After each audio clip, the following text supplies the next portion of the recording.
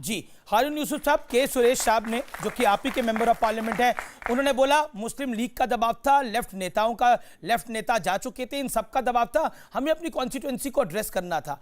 क्या आपको लगता नहीं है कि राहुल गांधी का ये सिलेक्टिविज्म था जो आपकी पार्टी पर भारी पड़ रहा है? देखिए, सबसे पहले तो अभी शाहनवाज जी और संबित भाई ने जिस तरीके से कहा कि मुसलमानों से रिश्ता, प्रधानमंत्री, होम मिनिस्टर, सबका एक गहरा रिश्ता है।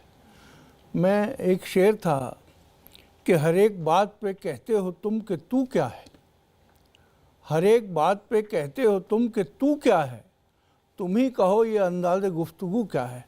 पिछले 1.5-2 महीने से, जब से दिल्ली का चुनाव हुआ, उससे पहले जिस तरह के नफ़रत के आमेज़ तकरीरें की गई, जिस तरीके से ख़ास तौर से मुसलमानों को निशाना बनाते हुए वोट बैंक की पॉलिटिक्स की गई, ये पॉलिटिक्स कभी कांग्रेस ने नहीं की।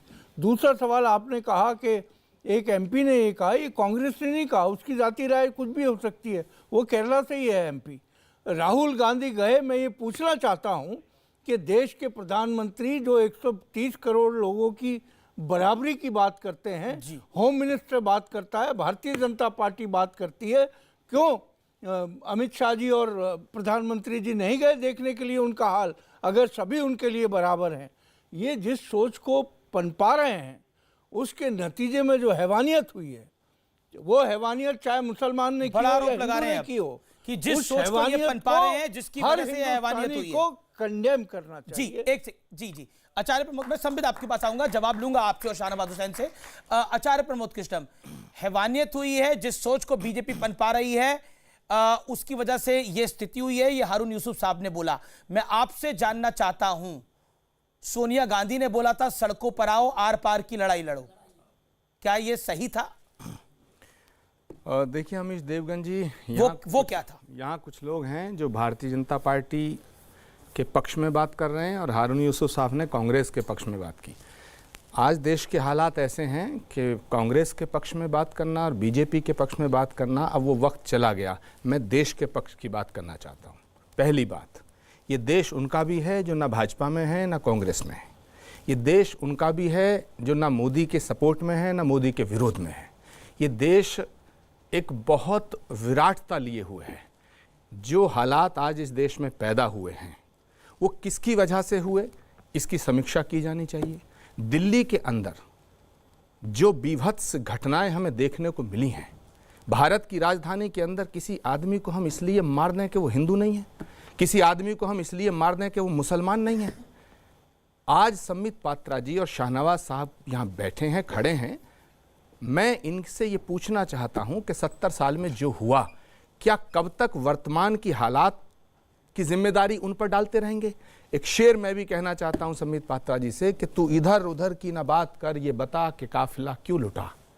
मुझे रहजनों से गुरेज नहीं, तेरी रहबरी का सवाल है। जिम्मेदारी आपको सुनिश्चित करनी पड़ेगी और लेनी पड़ेगी। जी शाहनवाज जी भी हाथ खड़ा कर रहे हैं। संबित बड़े नहीं बड़े हैं शाहनवाज जी, पहले अब देखिए आप बड़े हैं, देखिए अब ये शिष्टाचार है डॉक्टर पात्रा का। देखिए हम अपनी टीम का विराट कोहली लेकर आए हैं, उनसे ही चलिए संबित जी बोलिए।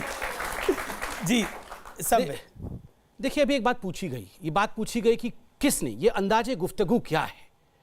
मैं पूछना चाहता हूं, दो बड़े लोग खड़े हैं, ये अंदाजे गुफ्तगू क्या है जब सोनिया गांधी निकलती है और कहती है कि इतिहास में हर किसी का ऐसा एक वक्त आता है कि आपको घर से निकलना पड़ता है, कठोर संघर्ष करना पड़ता है और ऐसी लड़ाई लड़नी पड़ती है कि आर या पार का डिसाइड हो जाए, आर या पार की लड़ाई लड़नी पड़ती है। ये क्या था, ये अंदाजे गुफ्तगू क्या है? राहुल गांधी कहते हैं कि डरो मत, घर से निकल आओ, सड़क पे निकल आओ, कांग्रेस तुम्हारी साथ खड़ी है। ये अंदाजे गुफ्तगू क्या है? केवल राहुल गांधी और सोनिया गांधी नहीं, इनके दिग्गज मित्र और एनएसी के सदस्य हर्ष मंदर 2 कदम आगे जाके कहते हैं सुप्रीम कोर्ट पे विश्वास नहीं है, संसद में किसी प्रकार का निर्णय नहीं होगा, निर्णय तो सड़क पर होगा। मैं यहां हिंदू मुसलमान नहीं कर रहा हूं। किस प्रकार से बुर्का पहन के पत्थरबाजी हुई है, किस प्रकार से सैकड़ों लोग, कुछ चुनिंदे पुलिस अफसरों के ऊपर, मैंने देखा है डीसीपी की वाइफ को रोते हुए, मैंने देखा है डीसीपी को यहां बिलखते हुए, एसीपी को बिलखते हुए, रतनलाल को अपना जीवन गंवाते हुए। एक मुख्य अखबार का हेडलाइन क्या था? अंकित शर्मा को यूं ही नहीं मारा गया, he was killed to deliver a